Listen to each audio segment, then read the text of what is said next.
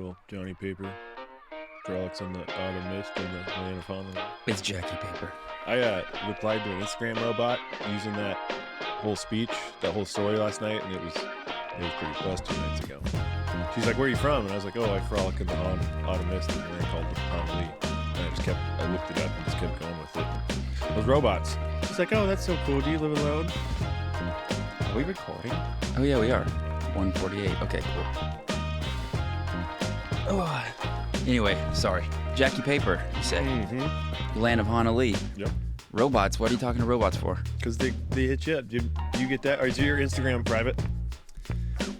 No. Okay, so mine's not private, and every couple days you get like Oh, the bots. big booty 873 started following you, and you look at her and you're like, "Well, this girl's not real. It's just like beautiful girl pictures." And then they'll reach out to you and they'll be like, "Hey, how are you?" And yeah, I've only ever got fake people. there's robots. So this time I decided to have a little fun with it. And was it fun? Yeah, I mean, well, for me, but the thing that wasn't fun about it is you're talking to a robot, so they don't get the jokes. You know, she didn't pick up on, the robot didn't pick up on the whole Jackie Paper. And, yeah. Figured out some tricks about how these mics work. If it's just pointed right at the corner, then your P's don't pop right into it. So I've been doing it wrong the whole time. Welcome everybody to the show. We're me and Jeff here. This is Jeff Hilton. If you're listening, you've probably heard him talk before. If you're watching, this is the first time he's been on the video. Oh no, we did one more. Doesn't matter. Now you can put a face to the name. Face of the name. Anyway, welcome to the show. It's what is the date today? We got 12th. No, today's not. Tomorrow is the day it's released, so it'd be the 13th. All right, I gotta start over. Sorry, I don't have a lot of time today because I'm going to have lunch with somebody from the Patreon at noon. She's coming to town and we're gonna hang out. Nice. Yeah. So I'll have like half hour, but that's enough time. Anyway, it is Saturday, August 13th, 2022, and this is Ramble by the River. I'm your host, Jeff Nesbitt, and I'm joined in the studio today by Jeff Hilton. Hello. Hello, Jeff. And we're here to just introduce the episode featuring Rose Gerber of the band Rose Gerber and Sweet Relief. It's a good show. We talked about a bunch of stuff with infrastructure, which is odd. You might not expect that, but she works for the Oregon Department of Transportation, in addition to being the front woman for Rose Gerber and Sweet Relief, and another band called Yellowbirds, called the Yellowbird Trio. So it's a female trio of singers. So she's a busy lady. We talked about a lot of stuff, and her boyfriend Jack was also there, and he's a cool guy. It was a good show. Jeff, I heard you moved recently. Yeah, I did. How's that going? Well, moving sucks, but it's not that bad. Yeah, moving from Chinook to North Long Beach. Alex Mack owns the property. He just bought a new house next to his, and yeah, needed a tenant, so making a move, making a change. It is a cool spot. It's a beautiful spot. I went out and checked it out last night. You got yourself a pond, a lake.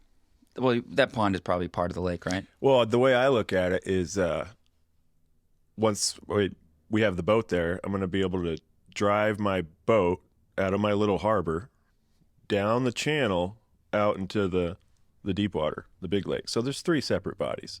That's awesome. I think we're calling the pond, it's like Chase's Pond or something like that. Perfect. Yeah. No, How's she doing? Oh, she loves it. It's a good place for a dog. Swimming all the time. Yep, she loves it. Just got to watch out she don't get hit by a car. People fly down that road. Oh, yeah. Yeah, I know dogs have got hit there before. We won't say what your road is, but it's a 25 mile an hour zone. People go like 50. Well, here's the problem. It's posted 30. Is it really posted 30? Yeah. That seems too fast. Which means people are going 35. It is too fast. The general rule is 20 to 25. Yeah. From what we've all discussed. But Yeah. when it's posted 30, people go 35. When I was driving out of there yesterday, I paid close attention, and it did feel like 25 was even too fast. Yeah, if you go 25, you'll get a couple looks like. I mean, one there's more zero shoulder, pavement right up to people's yard. Mm-hmm. Little kids and dogs. Yeah, all over. All over. Yeah. But yeah, moving's Moving is hard. I thought it'd be real simple. I was like, I'm going to do a load for the shop, a load for the house, and then a couple dump runs, and Bob's your uncle. But no, it didn't. Yeah. How long has it taken you? How many loads? Just probably like 4 loads of stuff to the house, and then same amount of dump runs. I'm going to do another dump run today, but I got pretty much all out of there now. So yeah, the worst part's over. Yeah, it was kind of sad when I went and grabbed I left my drill in your gym yesterday when we were taking down the chalkboard. It was kind of a bummer. End of an era. There's something a little melancholy about seeing like the shop's a good example, seeing it so empty, and but she's going to go somewhere else. But yeah, end of an era for sure. It was a good run. That was a good house. Yeah. Chinook's a great place to live. Big spiders. Huge spiders. Well, the new house has the same issue. Alex Mack doesn't care about him. What? He makes friends with him. Walk to his pump house, and they're like all over. Inside the pump house, and he goes in there and doesn't kill him. I can't believe he even goes in there. I don't let him stay alive if they're in my house, or no. I guess out in the pump house I'd let him live. But I have one of those bug assault. Oh, they're the best guns, and those big giant house spiders. They work really well. Yeah, that's a wonderful product. Yeah, I mean, like shout out to Bug Assault. Definitely. Have you ever tried to kill a garden spider with it? No, I haven't. I don't kill garden those. Spiders are so hardy. They're outdoor spiders. Yeah, you can't kill them. Like the salt doesn't penetrate them. They'll take rounds. Exoskeletons. But those other ones, you hit them and it like blows a leg off. Yeah, like a hobo spider or the wolf spider. Yeah, the ones you don't want. They can't take the heat. So yeah, can't have spiders in the house. Gonna get a cat. Are you really getting a cat? Yeah, I'm gonna get. His name's gonna be Clyde. Well, Clyde's a great name for a cat. That's what I thought. Yeah, it was Clyde or Felix. We'll see. Nice. That's it. That's all. I got back from Alaska and right on. Yeah, too easy for me to hide at the Chinook house all alone. So now I'm moving to a street with a big social scene on it. People who know you. It's already taken a little. I'm getting out of my comfort zone, definitely, but it's a good thing. I'll be more sociable. Coaching 5th and 6th grade tackle football team. Oh, really? Starting Monday.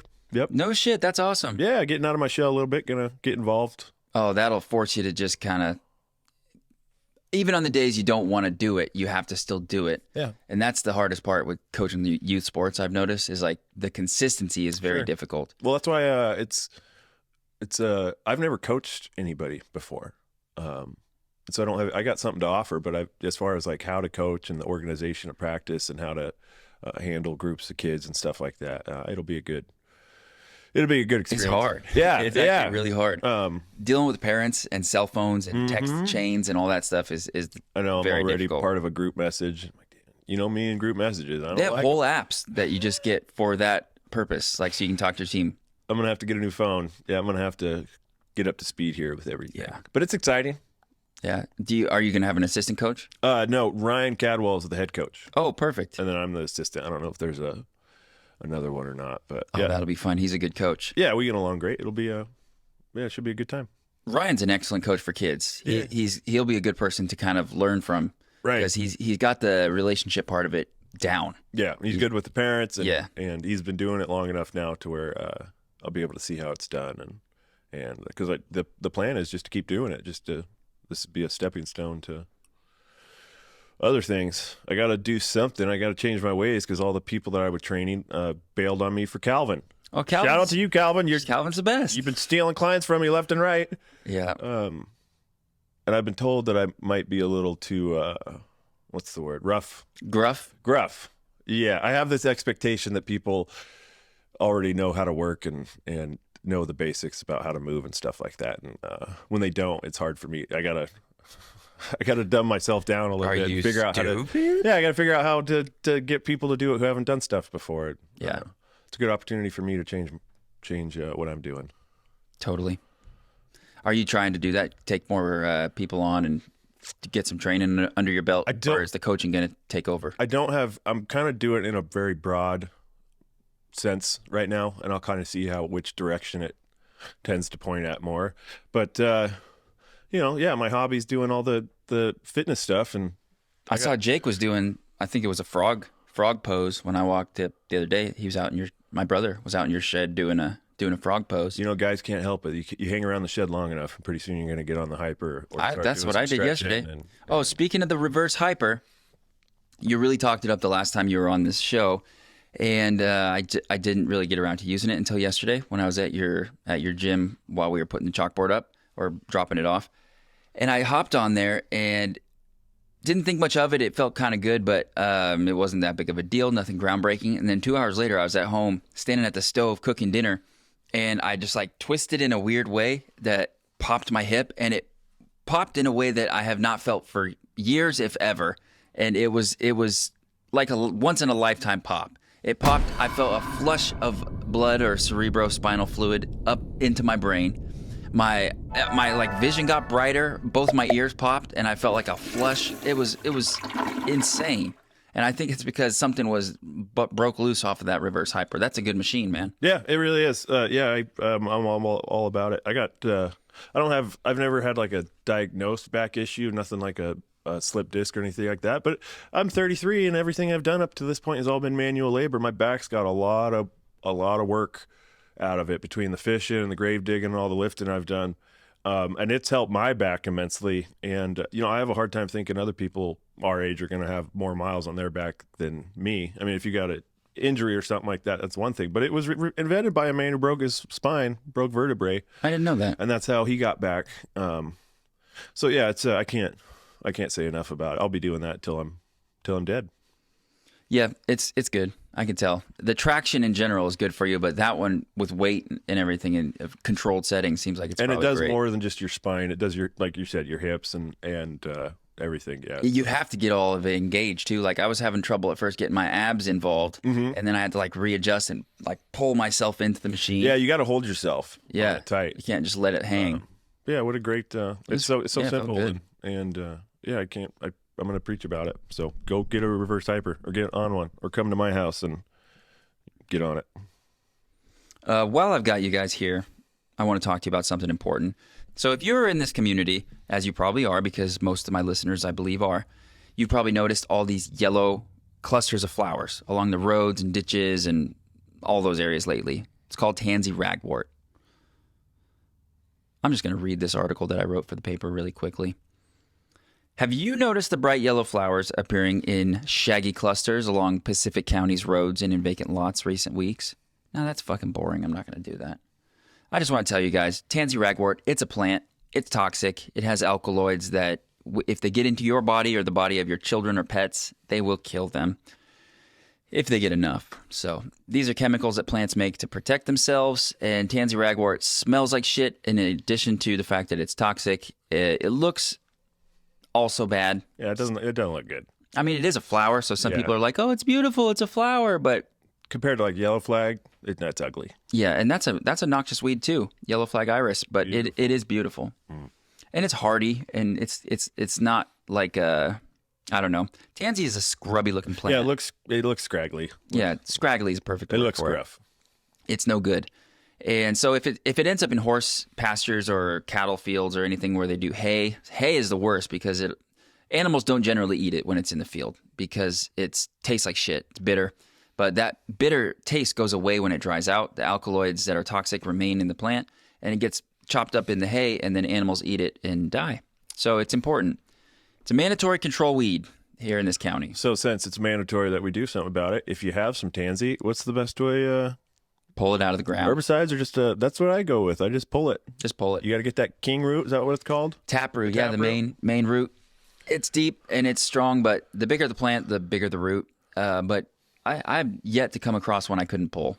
Yeah. No, and it's almost like the bigger they are, they're almost a little easier. You have something a little more of a handle. Grab onto. Some of those small ones, you pull them off right at the top and they break. And like trying to pull dandelions. It's no good. Which are totally edible, by the way. Dandelions taste like shit, though, just like tansy, but they're not toxic. Yeah. So pull that tansy. Dandelions are kind of pointed like teeth. Didn't know it. Yeah. Learned something new today. Yeah, but you can't eat dandelion. It works in salads and stuff. You just need something sweet with it, like a nice bib lettuce. I know they make wine. Or a dandelion wine. Oh, yeah. I used to read about it all the time in the J.R. Tolkien books. What are the ones with the animals? Like those Redwall. Redwall. Those weren't Tolkien. Those were... someone else. Oh, well, who?